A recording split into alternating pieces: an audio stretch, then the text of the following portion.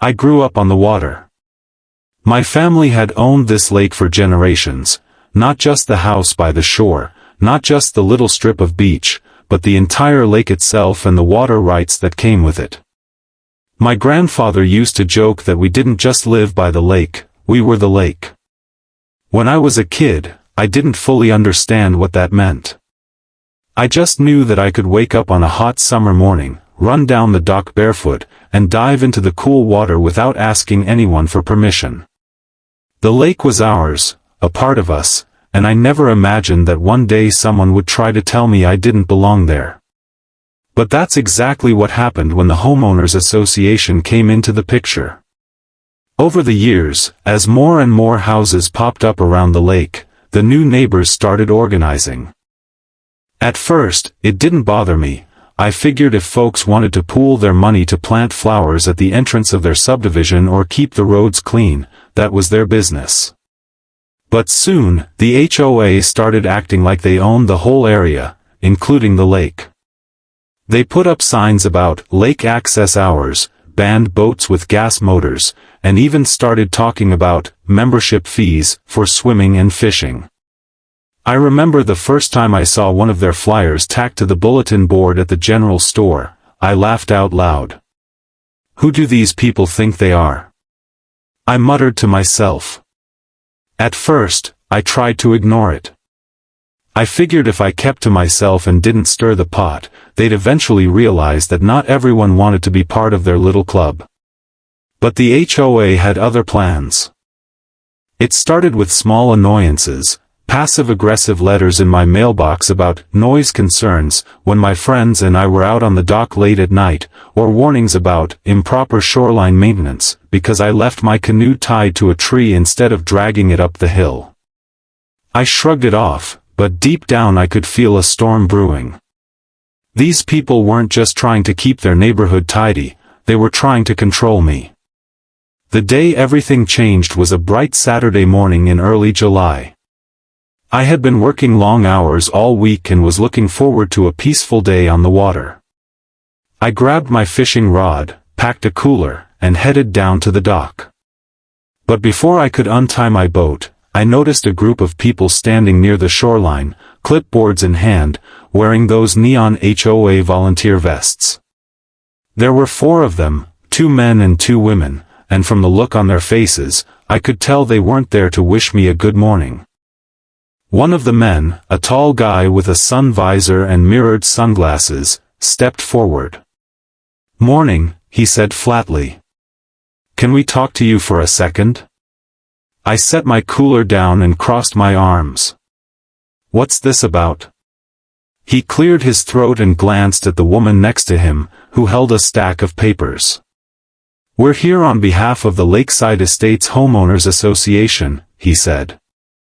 "As you know, we've recently adopted new rules governing lake usage, and we've noticed that you've been out here without paying the annual lake access fee." I stared at him, trying to process what I had just heard. "Lake access fee?" I repeated. "This is my property. I don't pay to use my own lake." The woman with the papers jumped in. "Actually, sir, the lake is considered a shared community resource under the HOA bylaws, and all residents are required to contribute to its maintenance." That's when I laughed, not a small chuckle, but a full, uncontrollable belly laugh. "Shared community resource?" I said. "Lady, I don't think you understand. My family owns this lake. We own the water rights. You don't get to tell me when or how I use it, and you sure as hell don't get to charge me for it." Their faces went pale. The guy with the visor shifted uncomfortably. "Well, regardless, the board has voted. I don't care what the board voted," I snapped. "Your HOA might have jurisdiction over the people who willingly signed up to live under your rules, but I'm not one of them. I never joined your HOA, I never agreed to your bylaws, and you don't have a single legal leg to stand on."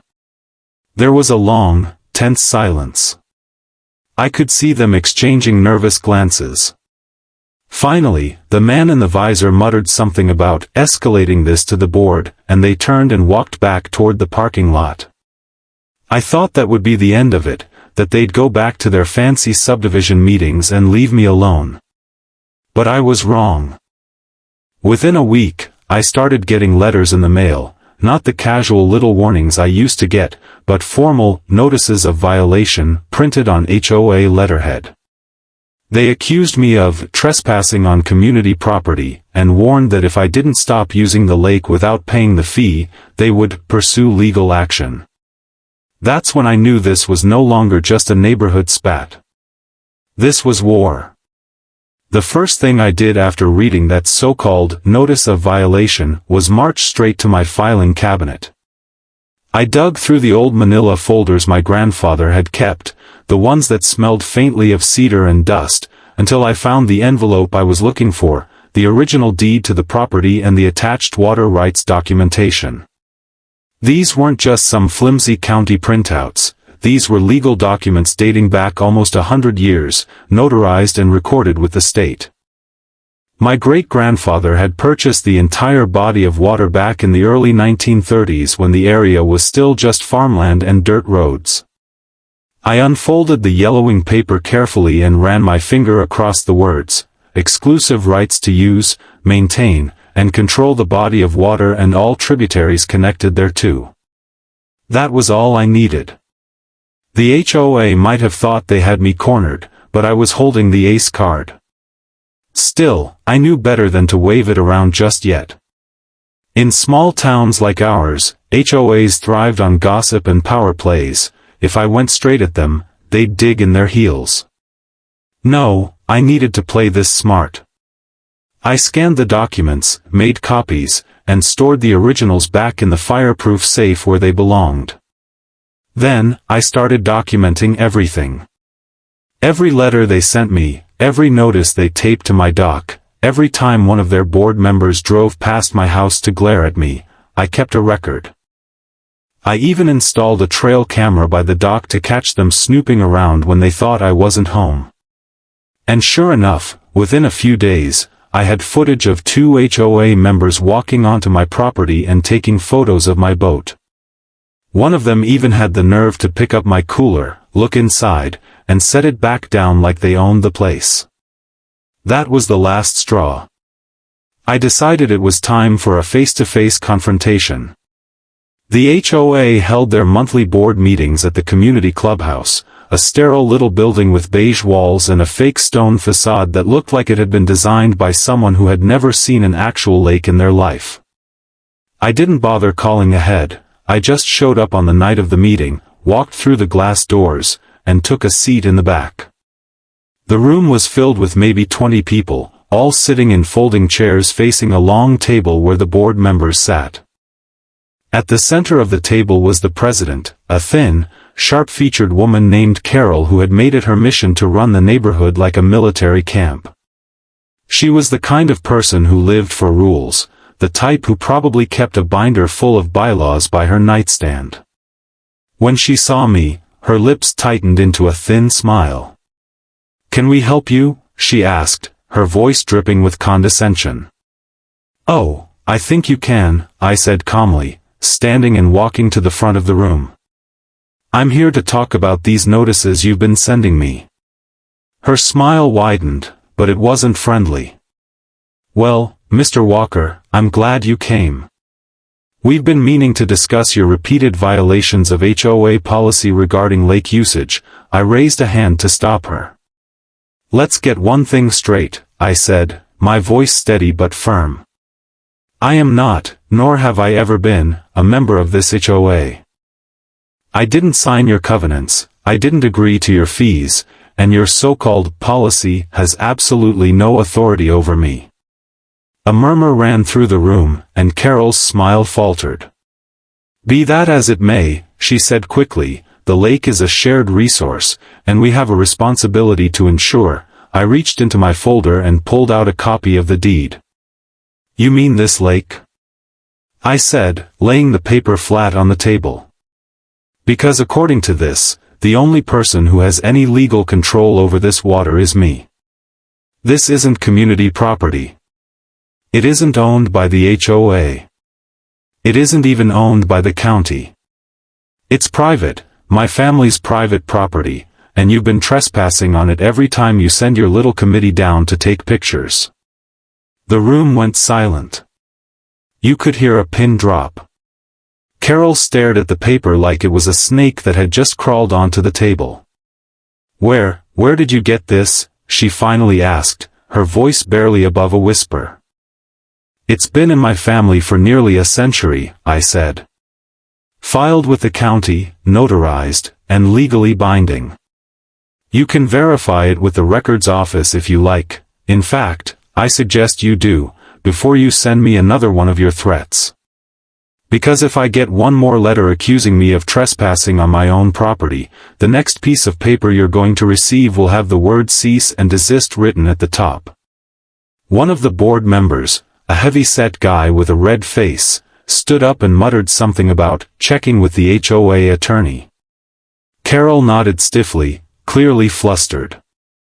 We'll review this information," she said finally. "Good," I said, gathering my papers. "And while you're at it, you might want to remind your volunteers to stay off my land unless they want to be reported for trespassing." With that, I turned on my heel and walked out of the clubhouse, leaving a stunned room behind me. I thought that would be enough to shut them down, and for a while, it was. The notices stopped coming, the volunteers stopped lurking near my dock, and for the first time in weeks, I was able to fish in peace. But I should have known better. People like Carol don't just give up. They regroup, they scheme, and they come back with a new plan. And that's exactly what happened a month later, when I discovered that the HOA had filed a petition with the county to have the lake declared a public recreational resource, effectively stripping me of my exclusive water rights. That's when the real fight began. When I first got the letter from the county clerk notifying me about the petition, I felt my stomach drop. The HOA wasn't just playing neighborhood politics anymore, they were going for the jugular.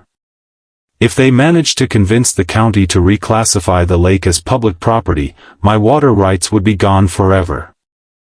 Everything my great-grandfather had worked for, everything my family had preserved for nearly a century, would vanish with the stroke of a bureaucrat's pen. But fear only lasted for a moment. After that, I felt something else, a cold, focused determination. If they wanted a legal battle, I would give them one. The first thing I did was hire a lawyer, not just any lawyer, but the best water rights attorney I could find. His name was Greg Sutherland, and he was a grizzled old bulldog of a man who had spent 30 years fighting cases just like mine. When I walked into his office with my folder of documents, he barely glanced at them before nodding. "You're in the right," he said, his voice gravelly from too many cigars. "They don't have a prayer if we take this to court. But you need to be prepared. HOAs can be relentless, and they'll throw every argument, every loophole, every ounce of political influence they have at you." "I don't care," I said. "I'm not letting them take this lake." Greg grinned. "Good. Then let's make this as painful for them as possible." Within a week, Greg had filed an official response to the petition, complete with notarized copies of the deed, the water rights, and a brief outlining every legal precedent that supported my claim. He also sent a cease and desist letter to the HOA, demanding that they immediately halt all enforcement actions regarding lake access. The next board meeting was even more tense than the first. This time, I didn't go alone. Greg came with me, wearing his sharpest gray suit and carrying a thick leather briefcase that looked like it weighed 100 pounds. We didn't sit in the back this time. We walked straight to the front of the room, and Greg introduced himself in that calm, intimidating way that only seasoned lawyers can. "Ladies and gentlemen," he said, "my client has asked me to inform you that any further attempts to restrict his access to the lake will be considered harassment, and we are fully prepared to pursue damages in court." You could have heard a pin drop. Carol sat there with her lips pressed so tight they were turning white. Finally, she tried to speak, but Greg raised a hand. "Save it for the judge," he said coolly. "Because this petition you filed with the county? It won't just fail, it's going to cost you. If you proceed, we will file a counterclaim for legal fees and damages for every day you've interfered with my client's lawful use of his property." That shut her up. But the HOA didn't back down completely. Instead, they doubled down in a different way. They started a smear campaign. Flyers appeared around the neighborhood accusing me of hoarding a community resource, claiming I was denying children safe access to the water, and even implying that I was polluting the lake by using a motorboat. It was absurd, but it worked on some of the newer residents, who didn't know the history of the place. Suddenly, I was the villain in their story. That's when I realized I needed to do more than just defend myself. I needed to go on the offensive. Greg helped me draft a letter to the county, not just defending my rights but outlining the history of the lake and my family's stewardship of it. I included photographs of my grandfather building the original dock, old newspaper clippings about how our family had kept the water clean and safe for decades, and testimonials from longtime residents who remembered when the HOA didn't even exist. I wanted to remind the county that this lake wasn't just a pond surrounded by houses. It was a living piece of history, one that had been cared for privately for generations. And then I took it a step further. Using my legal authority over the water rights, I announced new rules for lake usage, rules that applied to everyone, including HOA members. No swimming after dark without permission. No boats left unattended overnight. No fishing without a free permit issued by me. It wasn't about being petty, it was about reminding them who actually held the power here. Predictably, the HOA exploded. Carol called me personally, fuming that I was abusing my position. Abusing my position? I said, barely able to keep from laughing. "Carol, I'm enforcing rules for the first time in 100 years. You should be thanking me, I'm doing your job for you." She slammed the phone down. But the new rules had an effect. The same people who had been cheering for the HOA's petition a week ago were now grumbling about having to get permits from me just to take their kayaks out. Suddenly, the HOA wasn't the savior of the lake, they were the reason their lives had just gotten more complicated. That shift in public opinion was exactly what I needed. When the county finally held its hearing on the petition, the room was packed. Half the neighborhood showed up, expecting a showdown. And a showdown is exactly what they got. Greg presented our case flawlessly, laying out the historical ownership, the legal rights, and the potential liability the county would face if they interfered with private property. The HOA tried to argue that the lake had become a de facto public space, but Greg shut them down with case law that made it clear, long-term public use doesn't erase private rights.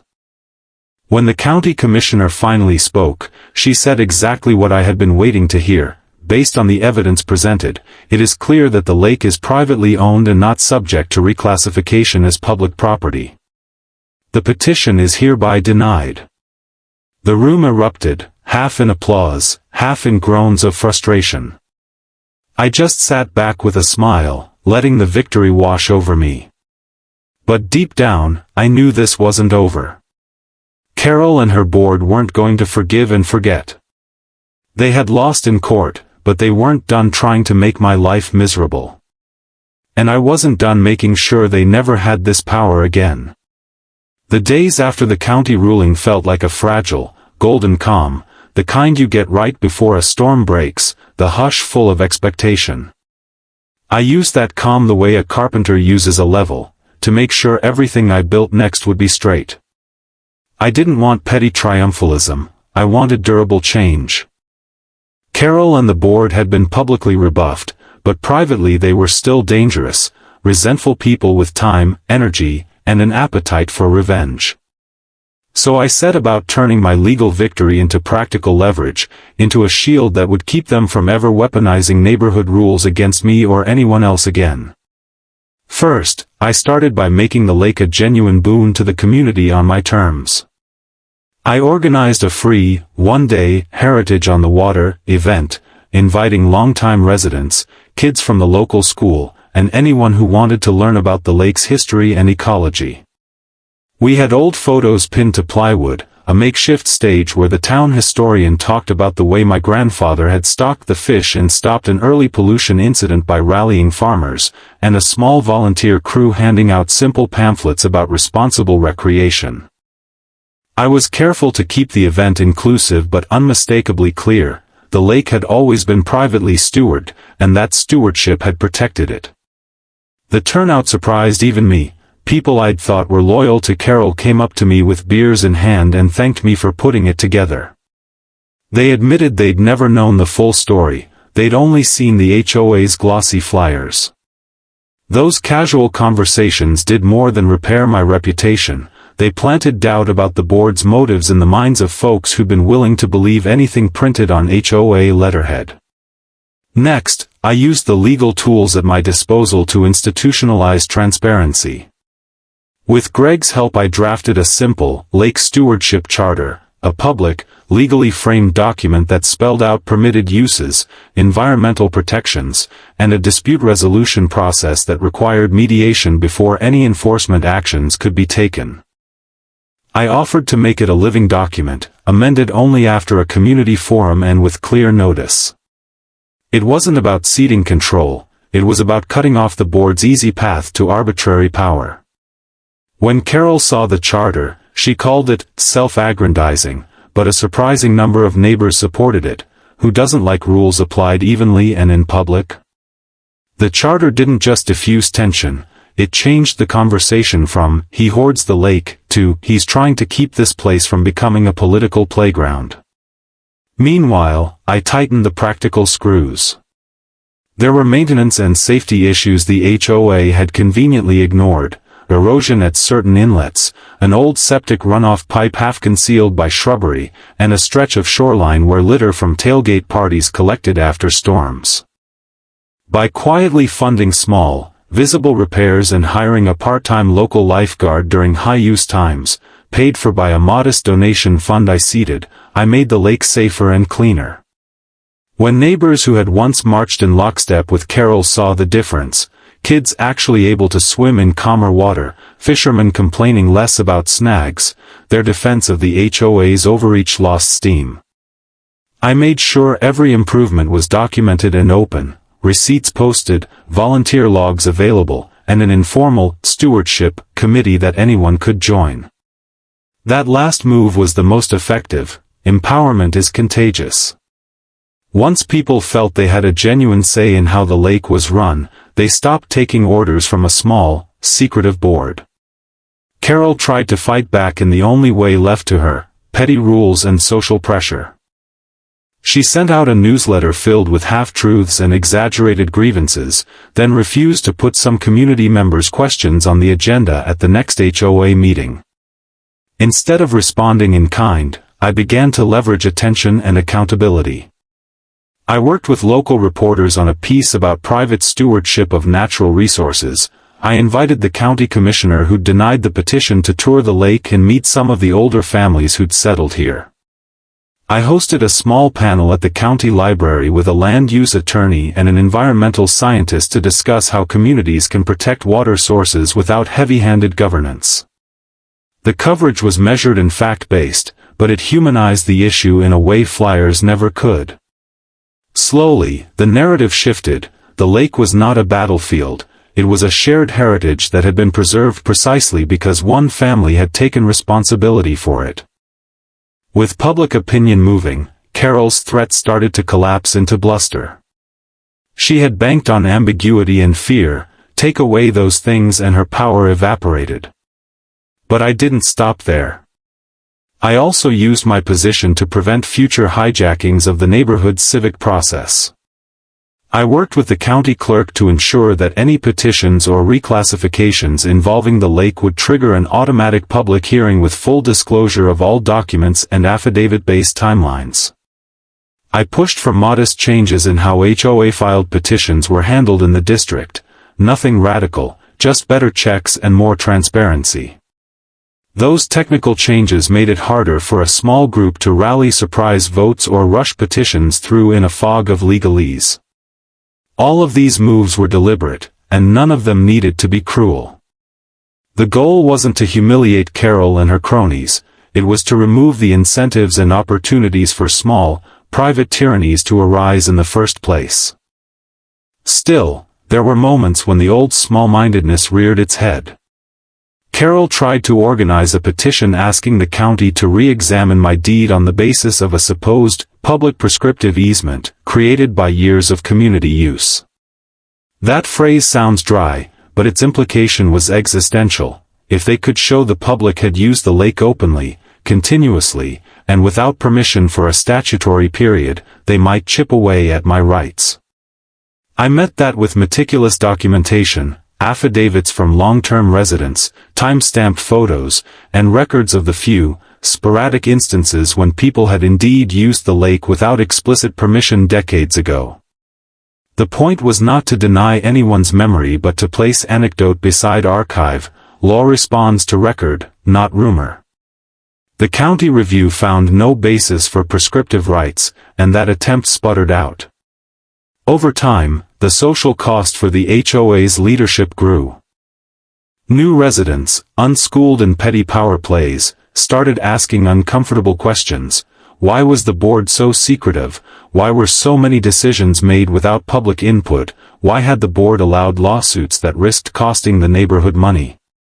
Those questions spread faster than any flyer. Carol resigned from the presidency in a terse email to the membership claiming personal reasons, and a new slate of board members ran on a platform of transparency and cooperation at the very next election. Did I celebrate? Of course I did, privately, soberly. The victory felt less like conquest than like pruning a diseased branch so the tree could breathe. In the months that followed, life returned to a kind of routine. Summer picnics, children learning to skip stones, the old men with their morning coffee who still argued about bait. But the lake was different now, not because I had won it in a fistfight, but because I had turned legal authority into civic responsibility. The best revenge, I'd learned, was to make the place better than before, and to make power accountable in a way that couldn't be snatched back by a committee with a clipboard. The summer after Carol's resignation, the lake felt alive in a new way, quieter, yes, but also fuller, richer, the kind of presence that carries history in its ripples. I spent mornings on the dock, fishing pole in hand, coffee steaming beside me, watching sunlight scatter diamonds across the water. There were no flyers, no trespassing threats, no snide glances from volunteers pretending to be enforcers. The community that had once been divided now leaned on shared experience and mutual respect. Families brought their children down for lessons in swimming and ecology, old-timers reminisced about my grandfather's early stewardship, and even some of the newcomers expressed gratitude that someone had preserved the lake instead of letting it fall under petty bureaucracy. My role was no longer adversarial, it was protective, guiding, and quietly commanding, the way someone who knows the rules and the history can influence without dominating. I began hosting small workshops on water management and environmental ethics, inviting local students and families. I wanted people to understand that control wasn't about power for its own sake, it was about responsibility and foresight. They learned about water rights, the importance of documenting stewardship, and how simple care could prevent environmental and social conflicts. In those workshops, I felt the legacy of my family's commitment resonate. It was as though my grandfather, long gone, was nodding in approval from somewhere upstream. Even Carol and a few old board members, who lingered at the edges of neighborhood events in cautious silence, could not ignore the change. They were no longer the narrative shapers, they were participants in a community that now had a transparent, fair, and enforceable system. Legal victories and technical leverage had brought us here, yes, but what cemented it was trust, knowledge, and accountability. The lake had become a living example of how one person, armed with history, law, and strategy, could prevent tyranny without cruelty, and protect a resource that mattered to everyone without surrendering its rightful ownership. Looking out over the water one evening, watching the sun dip behind the distant tree line and the golden reflections flicker across the surface, I realized that my fight had never really been against Carol or the HOA. It had been for the lake itself, for its continued existence as a place of peace, life, and legacy. Every ripple in that water reminded me that power could be used wisely, and that the best defense often comes not from confrontation alone, but from building structures, both legal and social, that ensure fairness, accountability, and continuity. My lake, my family's stewardship, and the lessons it carried had survived, stronger than ever, a living proof that careful guardianship could outlast petty ambition. And in that quiet reflection, I knew the battle had truly ended, not in victory or defeat, but in preservation, the kind that endures beyond lawsuits, newsletters, or angry board members, echoing in every splash, every bird call, and every joyful scream of children playing safely at the water's edge.